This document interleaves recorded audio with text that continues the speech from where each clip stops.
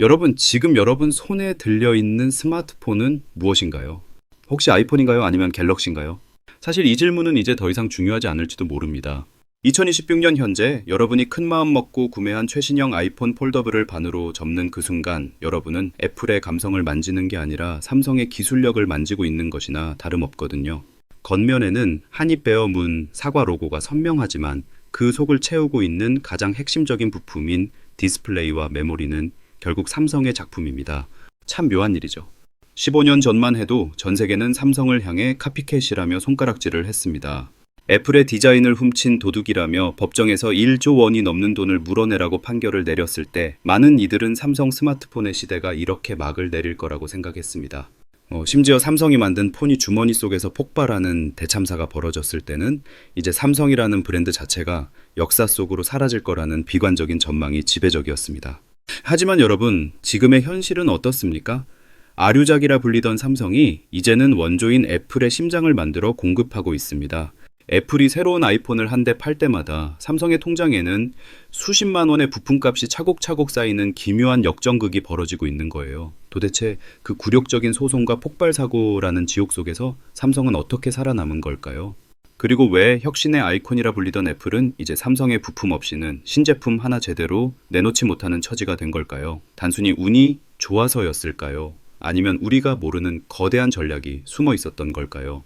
오늘은 그 누구도 예상치 못했던, 아니 어쩌면 삼성만이 치밀하게 준비해왔던 이 소름 돋는 역전의 드라마를 아주 깊숙한 곳까지 파헤쳐 보려고 합니다. 이야기는 2007년 1월로 거슬러 올라갑니다. 검은색 터틀넥을 입은 스티브 잡스가 무대 위에서 아이폰을 처음 꺼내 들었을 때 전 세계 스마트폰 시장은 말 그대로 핵폭탄을 맞은 듯한 충격에 빠졌습니다. 당시 애니콜로 잘 나가던 삼성전자 임원들의 등골은 오싹해졌을 거예요.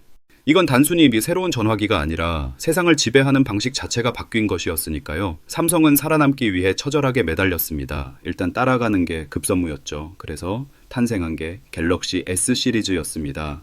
하지만 출발부터 삐걱거렸습니다. 세상은 삼성을 향해 혁신가는커녕 남의 물건이나 베끼는 패스트 팔로워일 뿐이라고 비웃었습니다.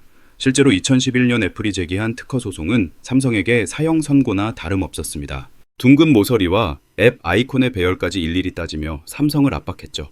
결국 2012년 미국 법원은 삼성에게 10억 5천만 달러, 우리 돈으로 1조 2천억 원이라는 어마어마한 배상금을 내라고 판결했습니다.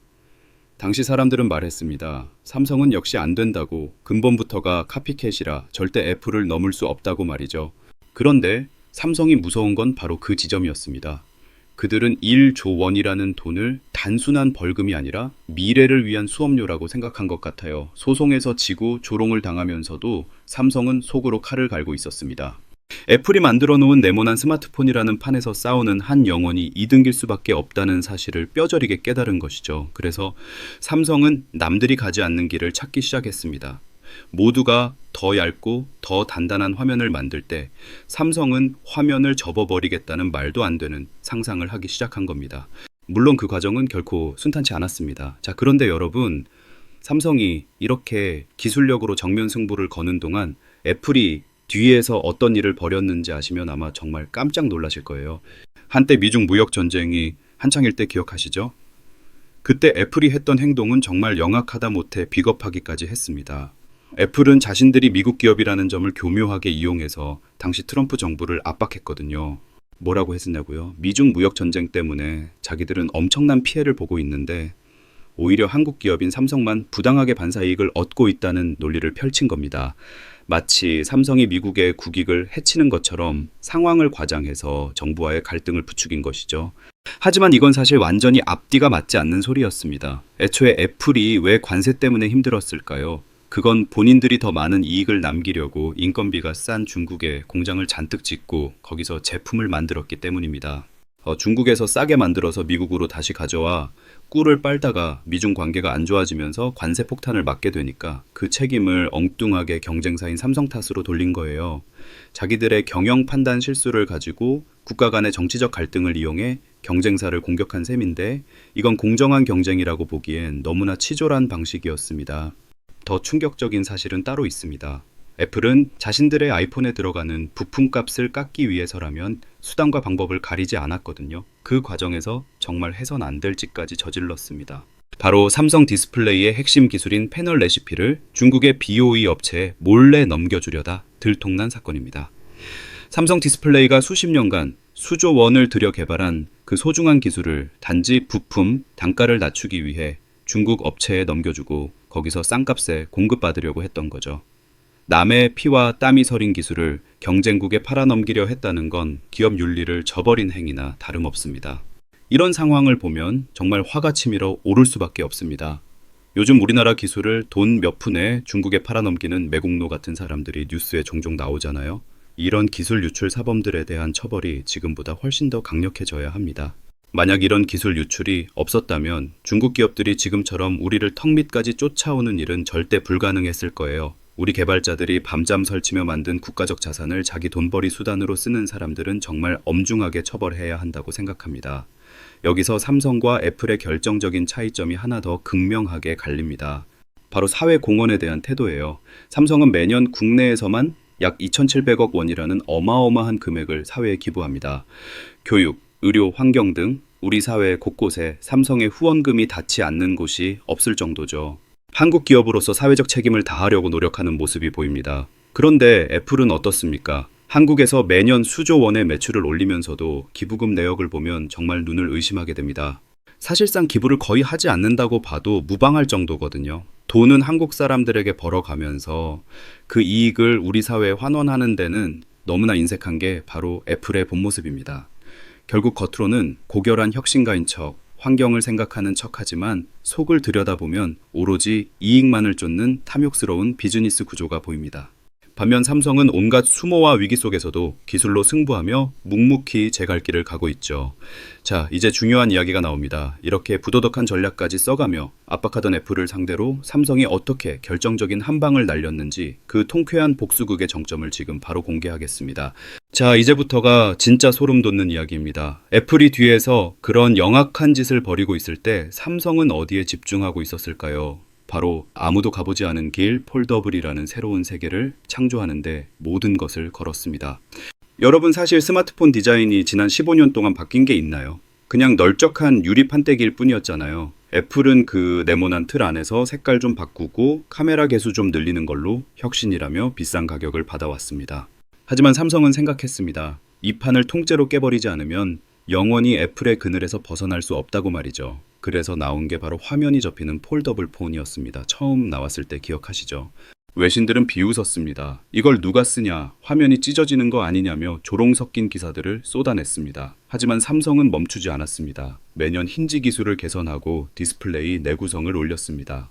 그렇게 탄생한 갤럭시 Z 플립은 그야말로 대박을 터뜨렸습니다. 단순히 폰이 접히는 게 신기해서가 아니었어요. 젊은 세대들이 열광하는 이른바 폰 꾸미기 문화를 정면으로 겨냥했거든요.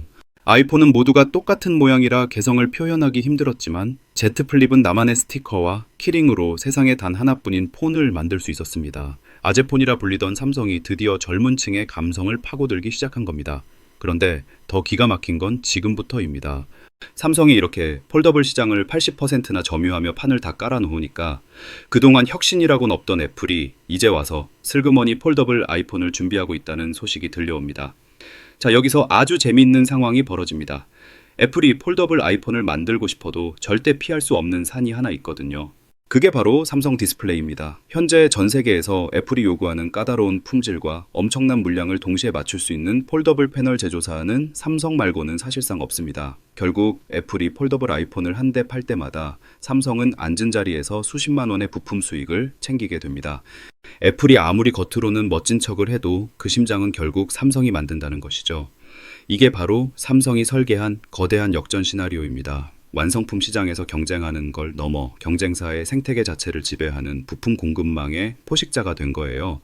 15년 전 아이폰을 베꼈다며 법정에서 고개를 숙이던 삼성이 이제는 애플의 생존을 결정짓는 핵심 파트너이자 지배자가 된 셈입니다. 여기에 최근 터진 AI 혁명은 쐐기를 박았습니다. 삼성은 구글과 손을 잡고 세계 최초의 AI 폰인 갤럭시 S24를 내놓으며 실시간 통역과 마법 같은 사진 편집 기능을 선보였습니다. 반면 애플은 어떻습니까? 자신들의 AI 시스템이 준비되지 않아서 출시를 계속 미루고 있고 심지어 일부 기능은 2027년이나 되어야 완성될 거라는 이야기까지 나오고 있습니다. 혁신의 속도에서 이제 애플은 삼성의 발꿈치도 따라오지 못하는 수준이 된 겁니다. 여러분, 이제 판도는 완전히 바뀌었습니다. 감성이라는 이름으로 높은 가격을 고수하며 뒤에서는 경쟁사의 기술을 탐내고 국가 간의 갈등을 이용하던 기업과 온갖 비난 속에서도 묵묵히 기술의 한계를 돌파하며 사회적 책임까지 다하는 기업. 과연 누가 진정한 승자일까요? 이제 우리는 단순히 브랜드 로고를 보는 게 아니라 그 기업이 가진 진짜 실력과 가치를 봐야 합니다. 삼성이 보여준 이 드라마틱한 역전극은 결국 진심을 담은 기술은 절대 배신하지 않는다는 것을 증명하고 있습니다. 오늘 준비한 이야기는 여기까지입니다. 15년 전 아류작이라 조롱받던 삼성이 어떻게 원조의 심장을 장악하게 되었는지 이제 이해가 되셨나요? 여러분은 삼성과 애플의 이 기묘한 공생관계, 그리고 앞으로 펼쳐질 AI 전쟁에서 누가 최후의 승자가 될 것이라고 보시나요? 댓글로 여러분의 소중한 의견을 남겨주시면 감사하겠습니다.